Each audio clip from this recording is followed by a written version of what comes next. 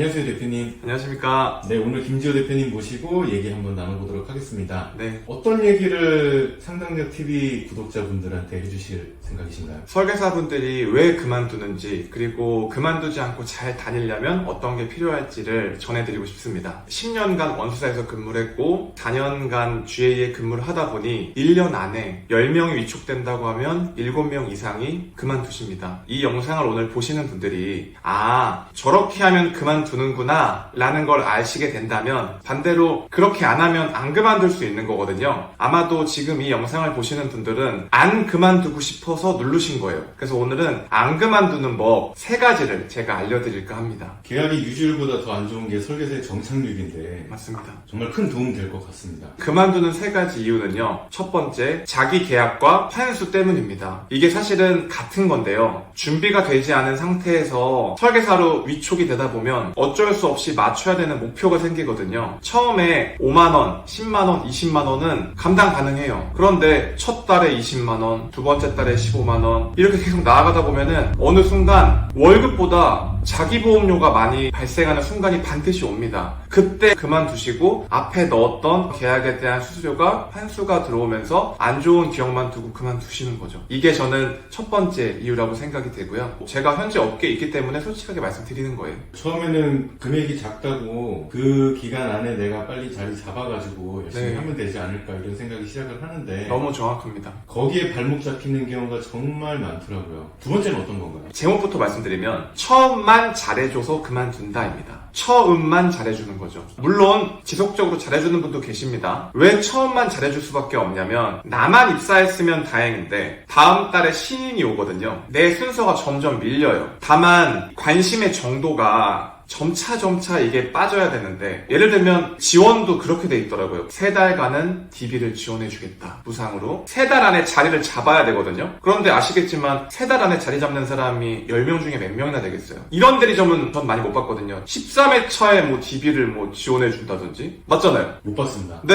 예를 들면 5개씩 12개 주는 회사보다는 10개씩 3달 주는 회사가 많고 1년 이후에는 어떤 지원이라든지 이런 거는 많지 않은 게 현실이다. 그리고 아무래도 새로운 사람을 챙겨주다 보면 내 순서가 점점 밀리지 않을까. 그러다가 물어볼 것도 없어지고 관심 가져주는 사람도 없으니까 자연스럽게 집에 가지 않는 건가. 저는 이렇게 보고 있습니다. 제가 생각했을 때는 구조적인 문제인 것 같아요. 너무 위촉에만 신경 쓰는. 저희 단톡방에서도 얘기를 하시는 거 보면 7차월, 13차월 막 이런 분들은 아예 관심을 가져주지 않는다라고 얘기하는 걸 보면 저도 많이 반성해야 되고 이 영상을 보시는 많은 관리자분들이나 대표님들도 그런 걸 고민하시면은 본인의 대리점이나 원수사가 더 좋아지겠죠. 저는 그렇게 확신합니다. 예, 그러면 이제 3번째는 어떤 게 있을까요? 이것도 1번하고 일맥상통하는 부분인데요. 갈 곳이 없어집니다. 처음에 보험 영업 시작할 때 가장 좋은 건 한 3달 정도 정말 배우고 내가 어느 정도 준비가 됐을 때 필드로 나와야 되는데 대부분의 보험회사들은 바로 필드에 나와버려요. 그 누구도 한 달 안에 보험을 다 배울 수는 없거든요. 10년 이상 보험을 공부한 저도 아직까지도 어려운 영역들이 있어요. 초반에 씨도 뿌려보고 내가 고생도 해보고 진짜 농사도 망쳐보고 이렇게 해야 되는데 그냥 가서 계약 받는 법만 알려주니까. 왜냐면 당장의 성과가 나와야 급여를 받을 수가 있으니까요. 물론 이거는 구조적인 문제도 있지만 오시는 분들의 개인 사정도 있는 거죠. 왜냐? 당장 다음 달에 돈을 벌어야 돼요 라고 하는 분한테 계약을 넣으라고 해야지 그럼 계약을 넣는 법을 알려주긴 어렵잖아요, 솔직히. 그러다 보면 처음에 고민하고 공부해서 계약을 내가 받는 법을 익혀야 되는데 지인 영업, 어디 박람회 가서 받는 법, DB를 해서 어떻게 하는 방법들. 그러다 보면 내가 이 농사를 꾸준히 지을 수 있어야 되는데 현실적으로 그렇게 될 수 없는 구조가 많이 있고요. 그렇기 때문에 고객 발굴, 소개, 보장 분석 같은 거를 잘 모르니까 결국은 뭔가를 할 줄 모르게 돼서 많은 분들이 집에 가시는 거 아닌가 이런 생각을 하고 있습니다. 자, 그러면 3가지는 말씀을 해주셨는데 이제 이걸 어떻게 극복을 해야 될까요? 오늘은 제가 3가지만 꼭 말씀을 드리면 첫 번째는 일단 본인이 정확하게 공부를 하셔야 되고 시간 투자를 하셔야 돼요. 지금 다수의 매체에서 보험 설계사를 부업으로 해보세요, 간단하게 해보세요 이런 얘기들이 많거든요. 저는 정말 반대합니다. 왜냐면 보험이라는 거는 정말 문제가 생겼을 때 이 사람을 지켜주는 마지막 안전장치거든요. 그런데 그거를 내가 부업하는 걸로 판매한다는 건 굉장히 위험한 생각이에요. 그래서 구독해서 보험 영업을 하시겠다고 마음을 먹으셨으면 공부를 정말 열심히 하셔야 되고, 적어도 이 보험을 가입해서 보상이 어떻게 나가는지 정도는 고객님한테 얘기할 수 있을 정도의 수준은 돼야 판매하는 게 맞다. 지금 이 영상을 보시는 분들 중에 너무 신인이라 난 당장 팔아야 되는데요 라고 하신다고 하면 내 사수가 있을 거 아니에요. 그분은 경험이 있으시잖아요. 그분한테 정확하게 물어보세요. 이 보험을 알고 팔아야 나중에 내가 곤란한 일이 없어지는 겁니다. 이게 정말 중요하고요. 두 번째는, 저는 요즘에 이 얘기를 모든 분들한테 꼭 해드리는데, 지인 영업도 좋고 DB 영업도 좋고 뭐 다 좋은데, 궁극적으로 우리가 보험 영업을 하시는 분들의 최종 목적지는 소개 영업이거든요. 소개를 받아야 롱런할 수 있어요. 그런데 그 소개도 한정적이거든요. 그렇기 때문에 나만의 고객을 창출할 수 있는 툴을 반드시 만드셔야 된다 이거죠.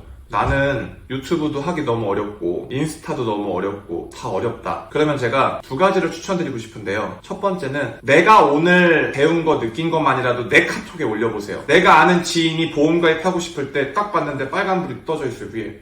이 사람 아직 보험 영업하네? 연락해봐야겠다. 이게 됩니다 실제로. 저희 대리점에도 그렇게 계약을 받는 분들이 계세요. 그냥 자기 상 받은 거, 보상 사례 나간 걸 올리는 거예요. 그냥 내 카톡이니까. 그리고 두 번째는 인스타에서 만든 스레드라고 있습니다. 이거는 글만 쓰는 거거든요. 그러니까 어려울 게 아니에요. 하루에 3개에서 4개 정도 글만 쓰시면 돼요. 다만 어떤 SNS는 반드시 목적이 있어야 됩니다. 내가 고객을 창출하고 싶다거나 동네 어떤 사람을 만나고 싶다면 그 타겟을 정해서 지속적으로, 너무 막 보험 얘기만 하지 말고 나를 홍보할 수 있는 스레드라는 어플을 꾸준히 하시다 보면 반드시 좋은 일이 있을 건데요. 우리 PD님도 아시겠지만 SNS 특징이 한 달, 2달, 3달 내에는 절대 결과물이 나오지 않아요. 꾸준히 하다 보면 이게 복리로 터지는 달이 오니까요. 제 유튜브도 그랬습니다. 단기 성과를 너무 목표로 하지 마시고 쉬운 걸로 내가 한두 개 잡아서 1년간만 밀고 붙일 수 있으면 그때부터는 농사가 잘 지어져서 반드시 소개가 들어올 거다. 다 거기까지 가기 전에 그만둬요. 그러니까 지금 하셔도 늦지 않는 거예요. 마지막 세 번째는요. 처음에만 잘해준다고 말씀드렸잖아요.